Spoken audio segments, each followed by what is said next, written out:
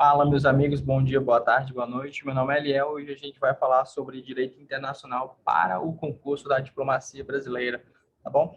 Vamos falar hoje sobre fontes do direito internacional. Espero que vocês gostem, tá? A matéria é voltada para o concurso da carreira diplomática, só que vale para outras coisas, vale para graduação, vale se você tiver em dúvida de alguma coisa você está estudando, tá bom? Então, vamos lá. Vou compartilhar aqui na tela para a gente começar a brincadeira. Vamos aumentar o zoom aqui. Fontes do direito internacional. Tá? A aula de hoje a gente vai abordar tanto as fontes formais quanto as fontes materiais, ok? A gente vai falar do artigo 38 do Estatuto da CJ. Além disso, vamos falar sobre entrar nas espécies das fontes, tratados internacionais, costumes, princípios gerais, jurisprudência e tal. E, além disso, vamos falar de algumas outras fontes que vêm galgando passos bem largos na jurisprudência do direito internacional.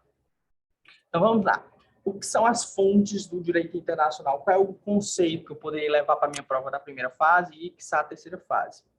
O conceito, basicamente, é que as fontes do direito, elas são formas das quais o direito ele se externaliza, tá bom? Ou seja, ele se manifesta, ele se apresenta. Como ele se apresenta, como o direito se apresenta. Isso são as fontes. E também, essas fontes representam também as razões de existirem, as razões, as formulações das regras jurídicas, tá? Por que existem regras jurídicas? Por que o direito existe? E como o direito se materializa? É a partir das fontes do direito, tá bom? Então, quando dizemos que a fonte do direito é a forma pela qual ele se manifesta, a gente quer dizer que o direito está se manifestando a partir de um tratado internacional, a partir de um costume internacional. Então, o tratado internacional é a forma como o direito, como aquela necessidade de uma regulamentação, ela se externaliza. Ela entra num papel e, agora existe essa norma jurídica. A esse nome a gente dá de fonte do direito internacional. Bom? E quando a gente se refere à razão de existir das fontes, a gente está falando que são os fatos sociais, aqueles fatos que originam um direito e a partir desse direito está existindo, a gente precisa externalizar esse direito e a gente faz isso a partir das fontes, tá bom? Criando normas jurídicas, ok? E, Eliel, qual é a diferença entre fontes formais e fontes materiais? As fontes formais, tá? O próprio nome já instiga a gente a entender que são as formas pelas quais o direito se externaliza. Por isso o nome é formal. Está numa forma, num tratado internacional, numa carta da ONU, está externalizado ali. Então a gente chama isso de fonte formal, tá bom? E o que são fontes materiais, Eliel? São fontes que elas não estão externalizadas em um tratado internacional, por exemplo, só que... Não sei se eu estou gravando. Agora fiquei em dúvida. Deixa eu ver aqui. Estou gravando. Cara, imagina se eu estivesse gravando. Já as fontes materiais, elas impõem a formulação de uma regra jurídica. Então, existe a fonte material, tá? Que é a própria fonte, é a fonte da fonte. E essa fonte material, normalmente, ela vira uma fonte formal. Aqui não é um costume internacional acaba sendo uma fonte material, e essa fonte material, a partir de determinadas coisas, acaba se tornando um tratado internacional, ou seja, acaba se tornando uma fonte formal, tá bom? Pronto, vamos trabalhar agora com a questão do artigo 38 do Estatuto da CJ. Se você não sabe que a CJ é a Corte Internacional de Justiça, tá? É o órgão máximo judiciário da ONU. Já está aqui, tá? E essa corte da ONU, essa CJ, ela basicamente ela decide segundo o direito internacional. Qualquer controvérsia que existir entre estados, ou seja, se existir uma controvérsia jurídica entre os estados membros da ONU podem acionar a CIJ e a CIJ vai decidir de acordo com o direito internacional, tá bom? E como é que ela decide isso? A partir das fontes do direito internacional, tá bom? Só lembrando que esse órgão foi criado em 45. É um fato relevante. Na criação da CJ, existia a dúvida sobre qual base esse tribunal ele deveria seguir para decidir um litígio, tá? E o artigo 38 veio para sanar isso. O artigo 38 veio dar o fundamento das decisões da CJ.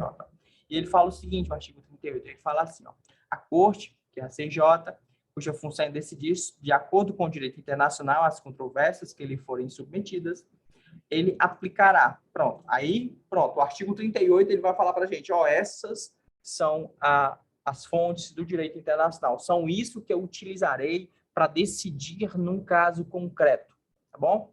Então, vamos lá. Quais são as fontes do direito internacional? São as convenções internacionais, quer gerais, quer especiais, que estabeleçam regras específicas expressamente reconhecidas pelos estados litigantes. Ele colocou convenções internacionais, mas vamos utilizar o termo tratado internacional, que é mais geral, bom? A segunda fonte, o costume internacional, preste atenção nesse conceito, como prova de uma prática geral aceita como sendo o direito, tá bom? Então, um costume, ele não é um tratado internacional. Ele não é nada escrito, formal, não é uma fonte formal. Mas ele acaba se tornando uma prática, ou seja, tem um costume geral, todo mundo utiliza aquele costume, ou pelo menos grande parte utiliza aquele costume. Ele é aceito, que é um super importante, né? Não adianta nada ser uma prática geral e não for aceita por todos, ou pelo menos como grande parte. E é aceita como se fosse um direito, ou seja, é como se fosse o costume internacional, ele é aceito como um direito, ou seja, todo mundo tem que usar, pode usar, é uma obrigação, um dever. Bom, depois disso, a gente vem o terceiro fonte do direito internacional, são os princípios gerais de direito, tá bom? Reconhecido pelas nações civilizadas. Esse termo civilizado aqui foi um pouco mal empregado, mas à época, né, 45. E a quarta fonte, preste atenção, sob ressalva das disposições do artigo 59, é a seguinte fonte: as decisões judiciárias e a doutrina dos juristas mais qualificados das diferentes nações são meios auxiliares para a determinação de regras de direito, ou seja, a doutrina e a jurisprudência a gente vai utilizar como meios auxiliares das fontes, tá bom? Eles não são fontes propriamente dito, mas são meios auxiliares. E fora isso, veio um parágrafo aqui do artigo 38 que fala: a presente disposição não prejudicará a faculdade da Corte, da CJ, decidir uma questão ex aquarte bonum, et de bonum. Ou seja, se as partes concordarem, eles podem utilizar outras fontes sem ser as que estão aqui disposto no artigo 38, tá bom? Então, vamos lá. Vamos destrinchar tudo que tem no artigo 38. Primeiro, quais são as fontes do direito internacional? Decora. Os tratados ou convenções internacionais, os costumes e os princípios gerais de direito. São 3, então decora, já coloca na tua caixinha aqui da tua cabeça. O que são meios auxiliares? Quais são os meios auxiliares? Os meios auxiliares são a doutrina e a jurisprudência. Tá bom? A partir disso, a gente começa a surgir alguns questionamentos que eu vou indagar você e eu vou dar a resposta, até porque o vídeo sou eu que estou fazendo, né? Então, vamos lá. Existe hierarquia entre as fontes do direito internacional público? Existe? Existe hierarquia entre o Tratado Internacional, os costumes e os princípios gerais de direito? Você acha que tem hierarquia? A resposta é não. Não possui hierarquia, tá bom? É possível, por exemplo, um tratado revoga um costume, ou um costume revoga um tratado, ou o princípio geral de direito revoga um costume, ou vice-versa, tá bom? Então, não existe hierarquia entre as fontes do direito internacional, tá bom? Você tem que saber que existe uma certa hierarquia entre fontes e normas. É diferente, tá bom? Existem normas com grau superior de validade. A gente chama no direito internacional de normas ius cogens. Essas normas, elas têm superioridade. Por quê? São normas extremamente sensíveis. Por exemplo, a vedação à escravidão.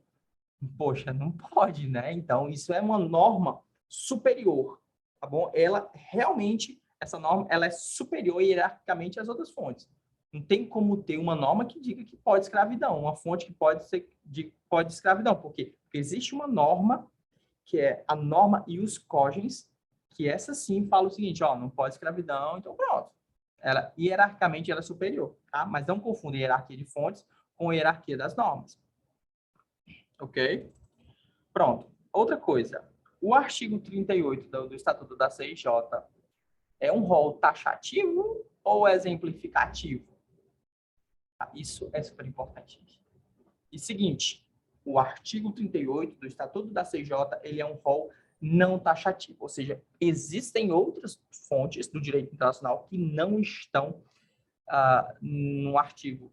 É só lembrar daquele parágrafo único que eu li para vocês, tá? Preste atenção que, ao reconhecimento de outras fontes do direito internacional, não mencionados expressamente naquele artigo, tá? Mas a gente pode citar os atos unilaterais dos estados, das decisões das organizações internacionais. Lá no finzinho eu vou falar bem direitinho isso para vocês, tá bom? Então, decora o rol das fontes do artigo 38 do Estatuto da CJ é um rol meramente exemplificativo ou numeros apertos. Tranquilo, né? Bem, gente, o que significa essa expressão? Ex equo et bonum. Não me culpe se eu não tiver pronunciado corretamente. Essa expressão, ela significa que a Corte Internacional da CIJ, ela pode solucionar uma controvérsia com base na equidade, ok? Se as partes assim concordarem. Tranquilo, né? E pronto, o que é equidade, Léo? A equidade é a aplicação de considerações jurídicas a um caso concreto, tá bom? A CIJ, ela somente pode utilizar-se da equidade se ambas as partes concordarem. Esse é o postulado máximo. Se as partes concordarem, a gente pode utilizar de equidade. Tá bom? Então, aqui tem um esqueminha para vocês. Ok? Então, hierarquia entre as fontes. É um rol não taxativo. Tá aqui todas as fontes. Tá aqui os meus auxiliares, doutrina e jurisprudência. Espero que vocês tenham gostado. No próximo vídeo, a gente vai falar sobre tratados internacionais.